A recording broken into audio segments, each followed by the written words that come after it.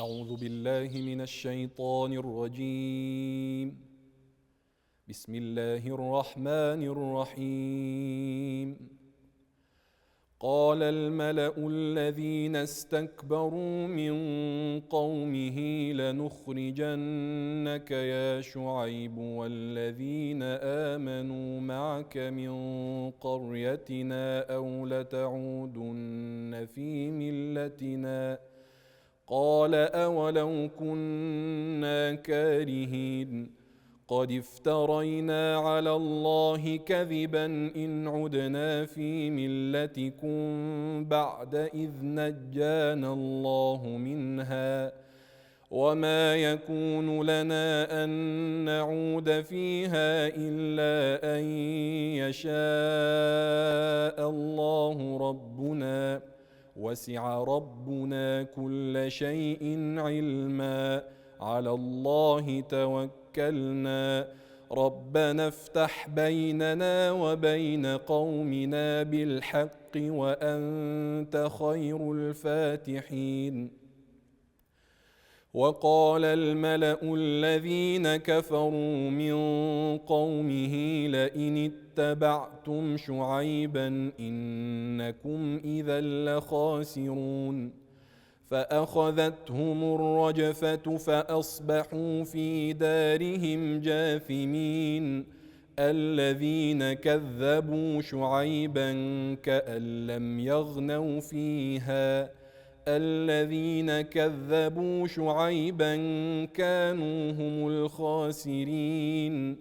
فتولى عنهم وقال يا قوم لقد أبلغتكم رسالات ربي ونصحت لكم فكيف آسى على قوم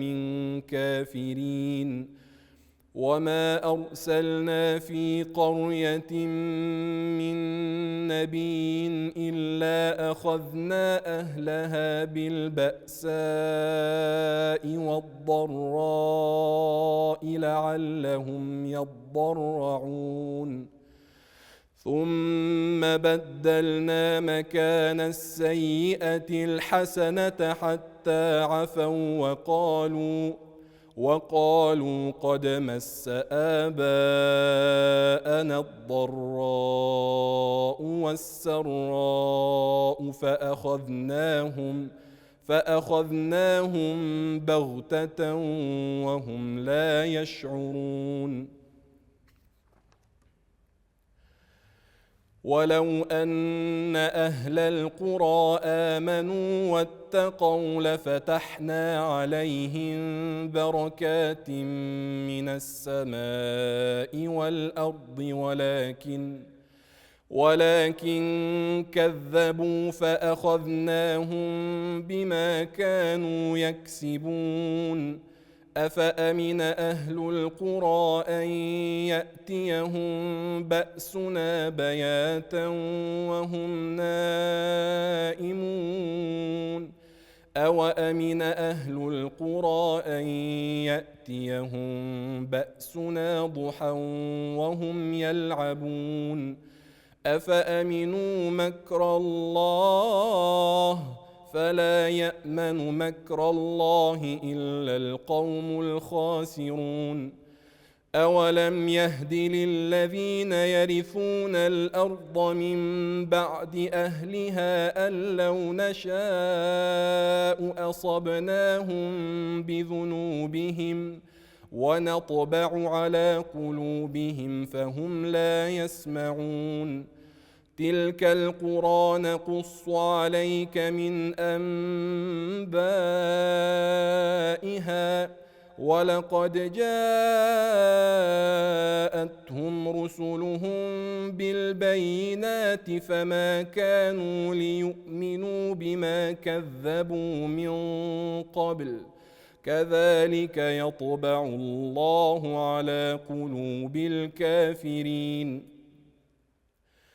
وما وجدنا لأكثرهم من عهد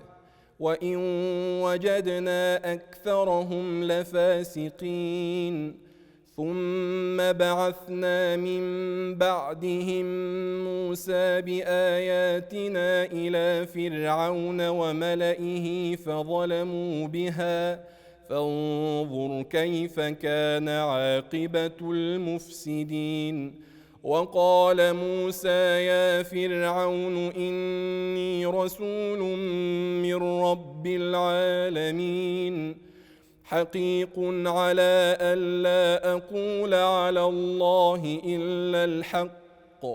قد جئتكم ببينة من ربكم فأرسل معي بني إسرائيل.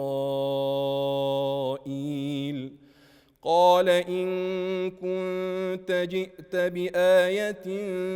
فأت بها إن كنت من الصادقين. فألقى عصاه فإذا هي ثعبان مبين ونزع يده فإذا هي بيضاء للناظرين. قال الملأ من قوم فرعون إن هذا لساحر عليم يريد أن يخرجكم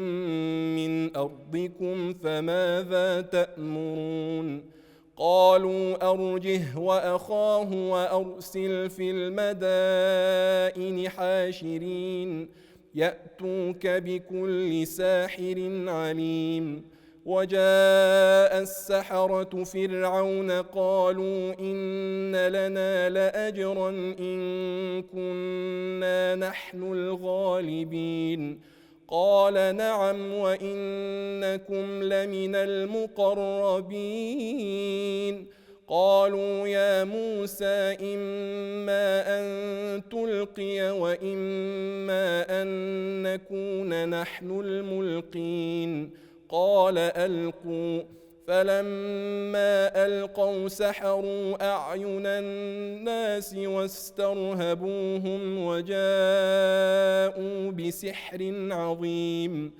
وأوحينا إلى موسى أن ألق عصاك فإذا هي تلقف ما يأفكون. فوقع الحق وبطل ما كانوا يعملون فغلبوا هنالك وانقلبوا صاغرين. وألقي السحرة ساجدين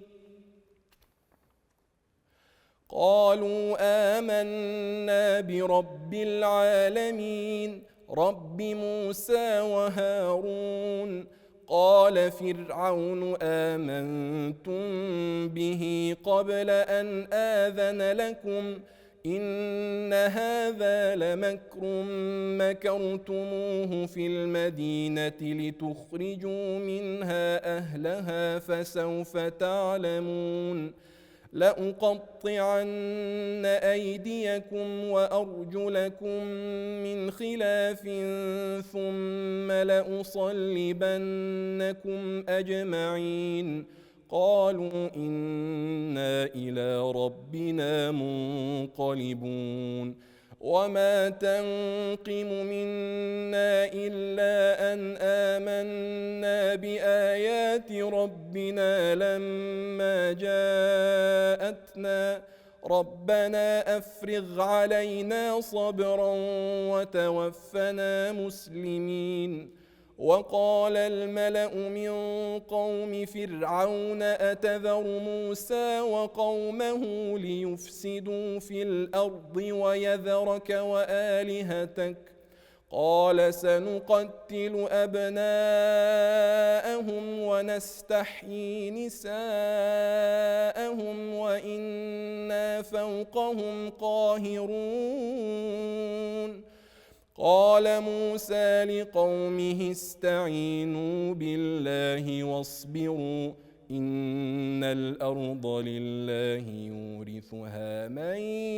يشاء من عباده والعاقبة للمتقين. قالوا أوذينا من قبل أن تأتينا ومن بعد ما جئتنا قال عسى ربكم أن يهلك عدوكم ويستخلفكم في الأرض فينظر كيف تعملون ولقد أخذنا آل فرعون بالسنين ونقص من الثمرات لعلهم يذكرون فإذا جاءتهم الحسنة قالوا لنا هذه وإن تصبهم سيئة يطيروا بموسى ومن معه ألا إنما طائرهم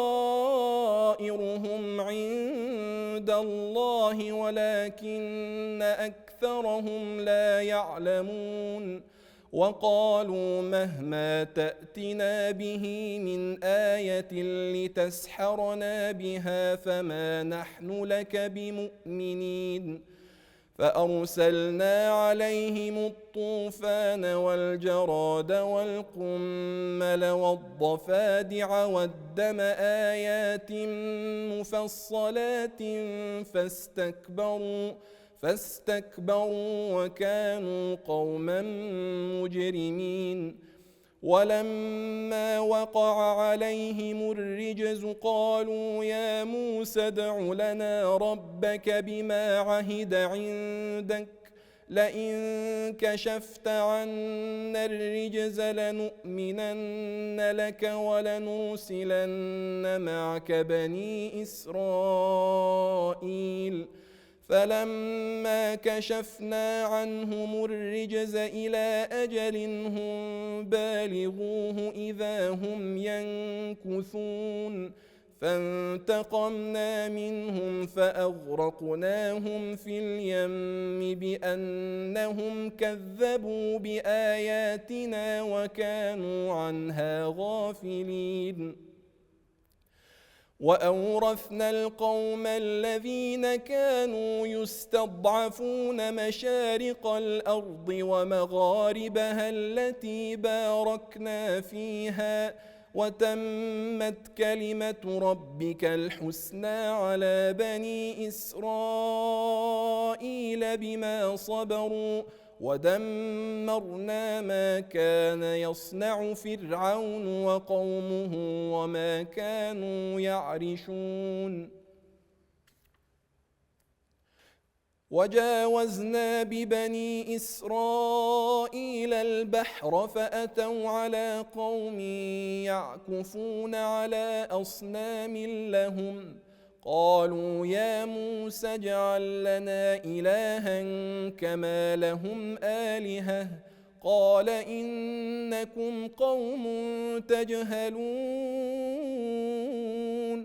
إن هؤلاء متبر ما هم فيه وباطل ما كانوا يعملون قال أغير الله أبغيكم إلها وهو فضلكم على العالمين وإذ أنجيناكم من آل فرعون يسومونكم سوء العذاب يقتلون أبناءكم ويستحيون نساءكم وفي ذلكم بلاء من ربكم عظيم وواعدنا موسى 30 ليلة وأتممناها ب10 فتم ميقات ربه 40 ليلة وقال موسى لأخيه هارون اخلفني في قومي وأصلح ولا تتبع سبيل المفسدين ولما جاء موسى لميقاتنا وكلمه ربه قال رب أرني أنظر إليك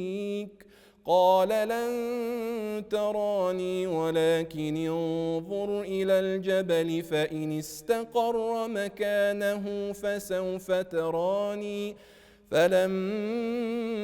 تجلى ربه للجبل جعله دكا دكا وخر موسى صعقا فلما أفاق قال سبحانك تبت إليك وأنا أول المؤمنين قال يا موسى إني اصطفيتك على الناس برسالاتي وبكلامي فخذ ما آتيتك وكن من الشاكرين وكتبنا له في الألواح من كل شيء موعظة وتفصيلا لكل شيء فخذها بقوة وأمر قومك يأخذوا بأحسنها سأريكم دار الفاسقين سأصرف عن آياتي الذين يتكبرون في الأرض بغير الحق وإن يروا كل آية لا يؤمنوا بها وإن يروا سبيل الرشد لا يتخذوه سبيلا وإن يروا سبيل الغي يتخذوه سبيلا ذلك بأنهم كذبوا بآياتنا وكانوا عنها غافلين والذين كذبوا بآياتنا ولقاء الآخرة حبطت أعمالهم هل يجزون إلا ما كانوا يعملون واتخذ قوم موسى من بعده من حليهم عجلا جسدا له خوار ألم يروا أنه لا يكلمهم ولا يهديهم سبيلا اتخذوه وكانوا ظالمين ولما سقط في أيديهم ورأوا أنهم قد ضلوا قالوا لئن لم يرحمنا ربنا ويغفر لنا لنكونن من الخاسرين ولما رجع موسى إلى قومه غضبان أسفا قال بئس ما خلفتموني من بعدي أعجلتم أمر ربكم وألقى الألواح وأخذ برأس أخيه يجره إليه قال ابن إن القوم استضعفوني وكادوا يقتلونني فلا تشمت بي الأعداء ولا تجعلني مع القوم الظالمين قال رب اغفر لي ولأخي وأدخلنا في رحمتك وأنت أرحم الراحمين إن الذين اتخذوا العجل سينالهم غضب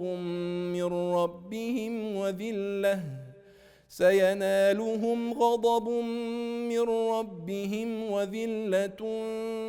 في الحياة الدنيا وكذلك نجزي المفترين والذين عملوا السيئات ثم تابوا من بعدها وآمنوا إن ربك من بعدها لغفور رحيم ولما سكت عن موسى الغضب أخذ الألواح وفي نسختها هدى ورحمة للذين هم لربهم يرهبون واختار موسى قومه 70 رجلا لميقاتنا فلما أخذتهم الرجفة قال رب لو شئت أهلكتهم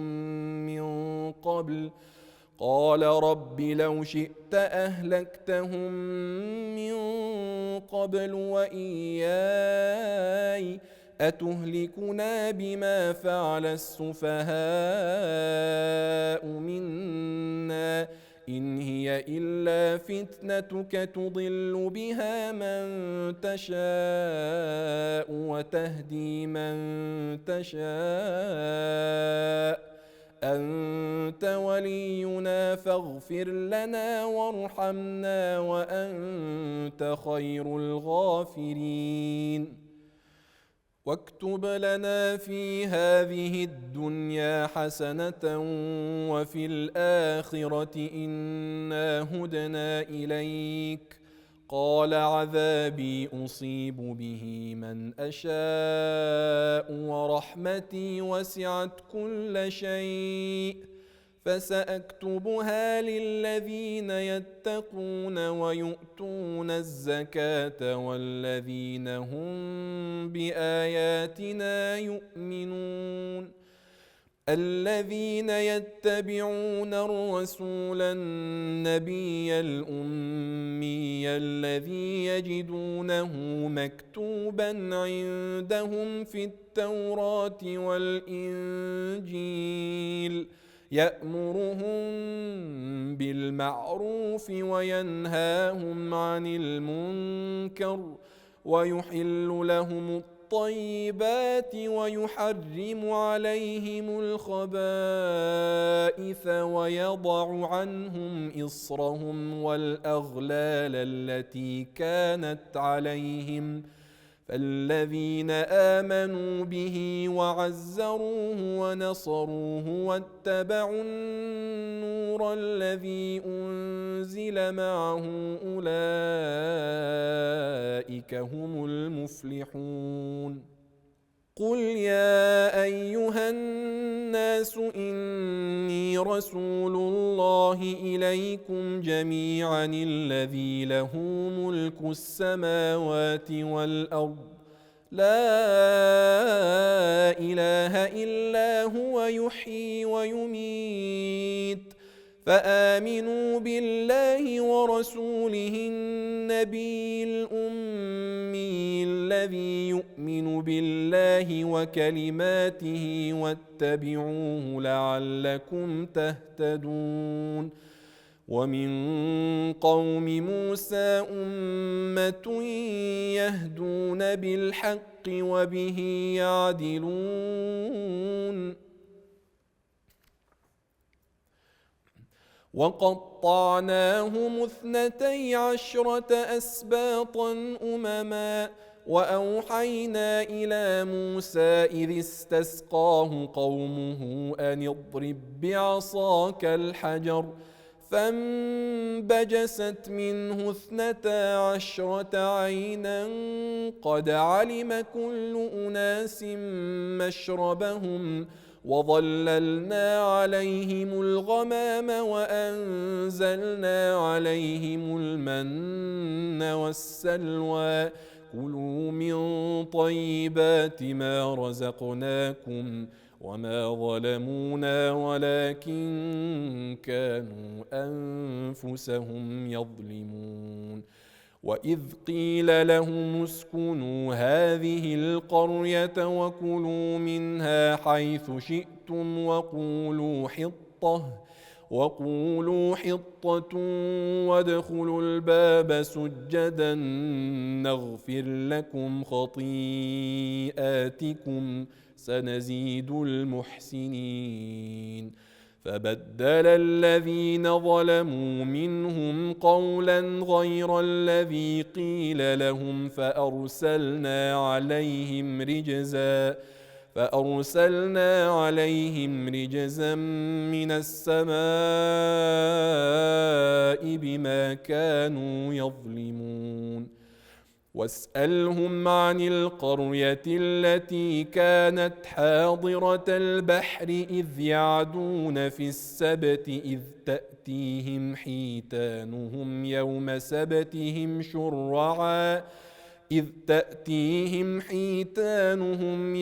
سبتهم شرعا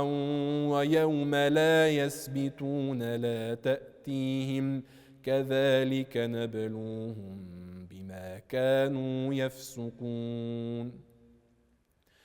وإذ قالت أمة منهم لم تعظون قوما الله مهلكهم أو معذبهم عذابا شديدا قالوا معذرة إلى ربكم ولعلهم يتقون فلما نسوا ما ذكروا به أنجينا الذين ينهون عن السوء وأخذنا الذين ظلموا بعذاب بئيس بما كانوا يفسقون فلما عتوا عما نهوا عنه قلنا لهم كونوا قردة خاسئين وإذ تأذن ربك ليبعثن عليهم إلى يوم القيامة من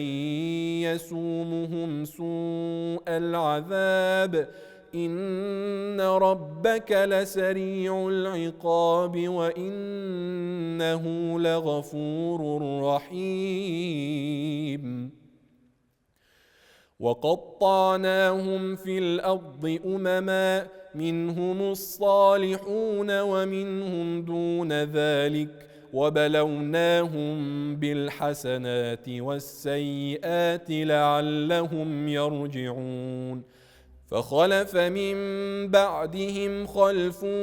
ورثوا الكتاب يأخذون عرض هذا الأدنى ويقولون سيغفر لنا وإن يأتهم عرض مثله يأخذوه ألم يؤخذ عليهم ميثاق الكتاب ألا يقولوا على الله إلا الحق ودرسوا ما فيه والدار الآخرة خير للذين يتقون أفلا تعقلون والذين يمسكون بالكتاب وأقاموا الصلاة إنا لا نضيع أجر المصلحين وإذ نتقنا الجبل فوقهم كأنه ظلة وظنوا أنه واقع بهم خذوا ما آتيناكم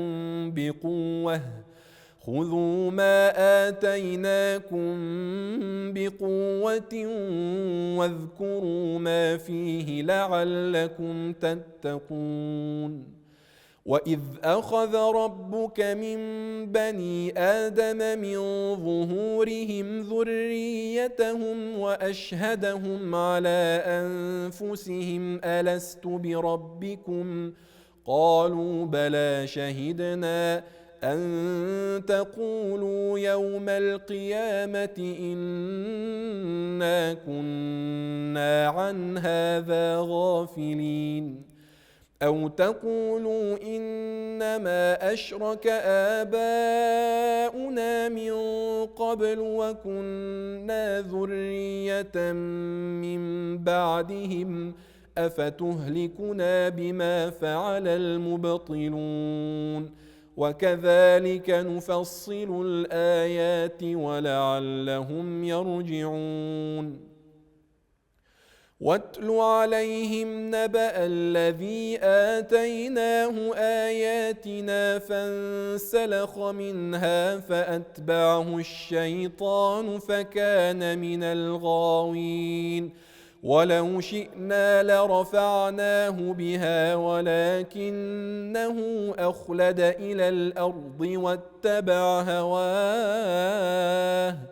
فمثله كمثل الكلب إن تحمل عليه يلهث أو تتركه يلهث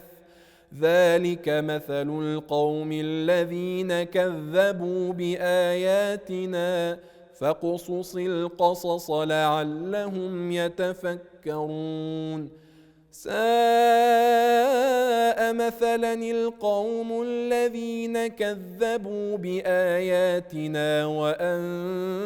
وأنفسهم كانوا يظلمون. من يهد الله فهو المهتدي ومن يضلل فأولئك هم الخاسرون. ولقد ذرأنا لجهنم كثيرا من الجن والإنس لهم قلوب لا يفقهون بها ولهم أعين لا يبصرون بها ولهم آذان لا يسمعون بها أولئك كالأنعام بل هم أضل أولئك هم الغافلون. ولله الأسماء الحسنى فادعوه بها وذروا الذين يلحدون في أسمائه سيجزون ما كانوا يعملون. وممن خلقنا أمة يهدون بالحق وبه يعدلون. والذين كذبوا بآياتنا سنستدرجهم من حيث لا يعلمون وأملي لهم إن كيدي متين. أولم يتفكروا ما بصاحبهم من جنة إن هو إلا نذير مبين. أولم ينظروا في ملكوت السماوات والأرض وما خلق الله من شيء وأن عسى أن يكون قد اقترب أجلهم فبأي حديث بعده يؤمنون. من يضلل الله فلا هادي له ويذرهم في طغيانهم يعمهون. يسألونك عن الساعة أيان مرساها قل إنما علمها عند ربي لا يجليها لوقتها إلا هو ثقلت في السماوات والأرض لا تأتيكم إلا بغتة يسألونك كأنك حفي عنها قل إنما علمها عند الله ولكن أكثر الناس لا يعلمون.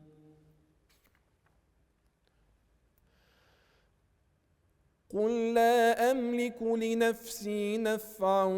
ولا ضرا إلا ما شاء الله ولو كنت أعلم الغيب لاستكثرت من الخير وما مسني السوء إن أنا إلا نذير وبشير لقوم يؤمنون. هو الذي خلقكم من نفس واحدة وجعل منها زوجها ليسكن إليها فلما تغشاها حملت حملا خفيفا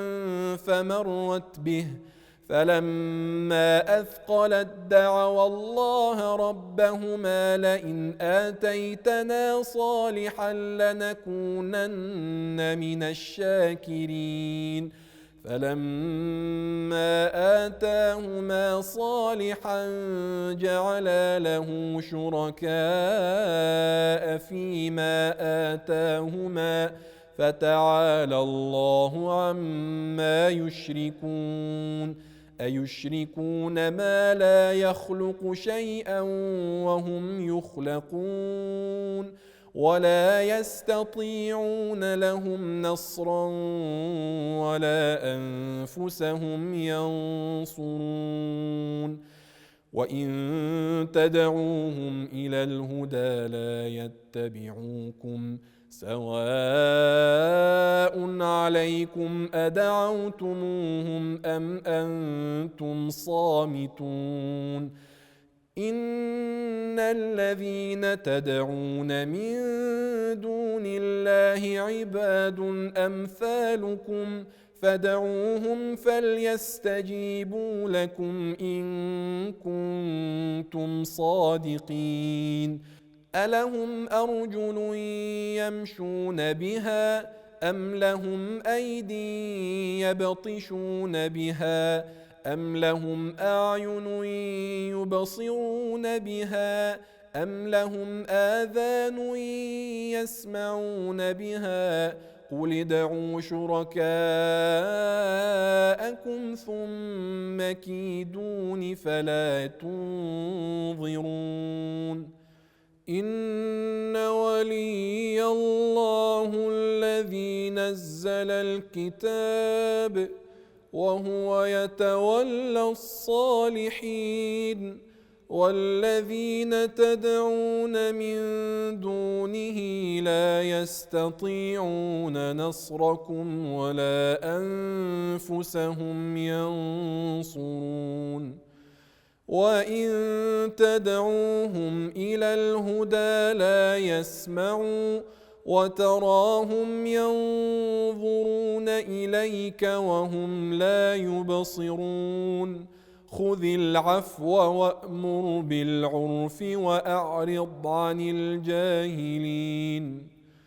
وإما ينزغنك من الشيطان نزغ فاستعذ بالله إنه سميع عليم إن الذين اتقوا إذا مسهم طائف من الشيطان تذكروا فإذا هم مبصرون وإخوانهم يمدونهم في الغي ثم لا يقصرون وإذا لم تأتهم بآية قالوا لولا اجتبيتها قل إنما أتبع ما يوحى إلي من ربي هذا بصائر من ربكم وهدى ورحمة لقوم يؤمنون وإذا قرئ القرآن فاستمعوا له وأنصتوا لعلكم ترحمون واذكر ربك في نفسك تضرعا وخيفة ودون الجهر من القول بالغدو والآصال ولا تكن من الغافلين إن الذين عند ربك لا يستكبرون عن عبادته ويسبحونه وله يسجدون سجدة.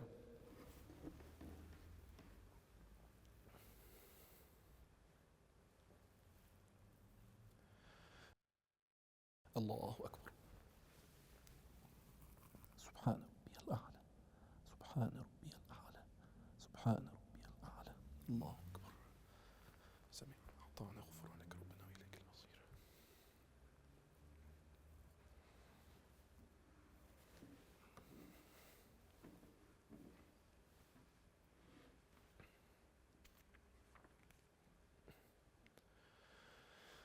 بسم الله الرحمن الرحيم. يسألونك عن الأنفال قل الأنفال لله والرسول فاتقوا الله وأصلحوا ذات بينكم وأطيعوا الله ورسوله إن كنتم مؤمنين. إنما المؤمنون الذين إذا ذكر الله وجلت قلوبهم وإذا تليت عليهم آياته زادتهم إيمانا وعلى ربهم يتوكلون. الذين يقيمون الصلاة ومما رزقناهم ينفقون أولئك هم المؤمنون حقا لهم درجات عند ربهم ومغفرة ورزق كريم. كما أخرجك ربك من بيتك بالحق وإن فريقا من المؤمنين لكارهون يجادلونك في الحق بعدما تبين كأنما يساقون إلى الموت وهم ينظرون. وإذ يعدكم الله إحدى الطائفتين أنها لكم وتودون أن غير ذات الشوكة تكون لكم ويريد الله أن يحق الحق بكلماته ويقطع دابر الكافرين ليحق الحق ويبطل الباطل ولو كره المجرمون. إذ تستغيثون ربكم فاستجاب لكم أني ممدكم ب1000 من الملائكة مردفين. وما جعله الله إلا بشرى ولتطمئن به قلوبكم وما النصر إلا من عند الله إن الله عزيز حكيم. إذ يغشيكم النعاس أمنة منه وينزل عليكم من السماء ماء ليطهركم به ويذهب عنكم رجز الشيطان وليربط على قلوبكم ويثبت به الأقدام. إذ يوحي ربك إلى الملائكة أني معكم فثبتوا الذين آمنوا سألقي في قلوب الذين كفروا الرعب فاضربوا فوق الأعناق واضربوا منهم كل بنان ذلك بأنهم شاقوا الله ورسوله ومن يشاقق الله ورسوله فإن الله شديد العقاب. ذلكم فذوقوه وأن للكافرين عذاب النار. يا أيها الذين آمنوا إذا لقيتم الذين كفروا زحفا فلا تولوهم الأدبار ومن يولهم يومئذ دبره إلا متحرفا لقتال أو متحيزا إلى فئة فقد باء بغضب من الله ومأواه جهنم وبئس المصير.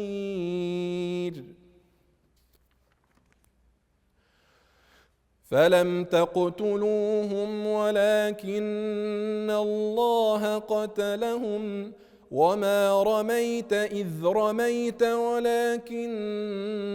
الله رمى وليبلي المؤمنين منه بلاء حسنا إن الله سميع عليم ذلكم وأن الله موهن كيد الكافرين إن تستفتحوا فقد جاءكم الفتح وإن تنتهوا فهو خير لكم وإن تعودوا نعد ولن تغني عنكم فئتكم شيئا ولو كثرت وأن الله مع المؤمنين يا أيها الذين آمنوا أطيعوا الله ورسوله ولا تولوا عنه وأنتم تسمعون ولا تكونوا كالذين قالوا سمعنا وهم لا يسمعون إن شر الدواب عند الله الصم البكم الذين لا يعقلون ولو علم الله فيهم خيرا لأسمعهم ولو أسمعهم لتولوا وهم معرضون يا أيها الذين آمنوا استجيبوا لله وللرسول إذا دعاكم لما يحييكم واعلموا أن الله يحول بين المرء وقلبه وأنه إليه تحشرون واتقوا فتنة لا تصيبن الذين ظلموا منكم خاصة واعلموا أن الله شديد العقاب واذكروا إذ أنتم قليل مستضعفون في الأرض تخافون أن يتخطفكم الناس فآواكم وأيدكم بنصره ورزقكم من الطيبات لعلكم تشكرون يا أيها الذين آمنوا لا تخونوا الله والرسول وتخونوا أماناتكم وأنتم تعلمون واعلموا أنما أموالكم وأولادكم فتنة وأن الله عنده أجر عظيم يا أيها الذين آمنوا إن تتقوا الله يجعل لكم فرقانا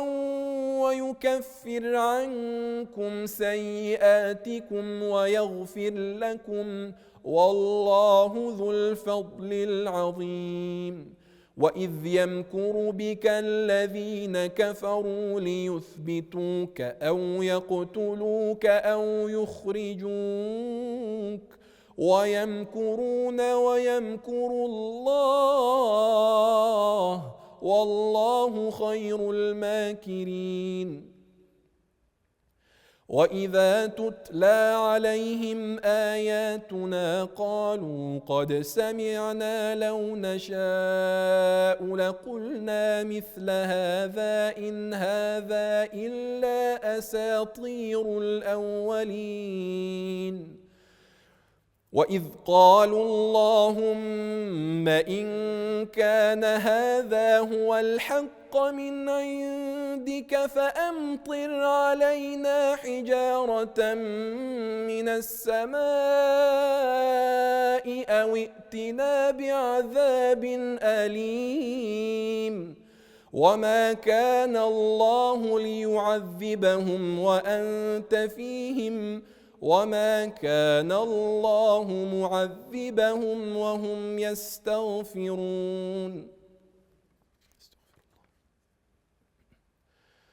وما لهم ألا يعذبهم الله وهم يصدون عن المسجد الحرام وما كانوا أولياءه إن أولياؤه إلا المتقون إن أولياؤه إلا المتقون ولكن أكثرهم لا يعلمون وما كان صلاتهم عند البيت إلا مكاء وتصدية فذوقوا العذاب بما كنتم تكفرون إن الذين كفروا ينفقون أموالهم ليصدوا عن سبيل الله فسينفقونها ثم تكون عليهم حسرة ثم يغلبون والذين كفروا إلى جهنم يحشرون ليميز الله الخبيث من الطيب ويجعل الخبيث بعضه على بعض فيركمه جميعا فيجعله في جهنم أولئك هم الخاسرون قل للذين كفروا إن ينتهوا يغفر لهم ما قد سلف وإن يعودوا فقد مضت سنة الأولين وقاتلوهم حتى لا تكون فتنة ويكون الدين كله لله فإن انتهوا فإن الله بما يعملون بصير وإن تولوا فاعلموا أن الله مولاكم نعم المولى ونعم النصير صدق الله العظيم.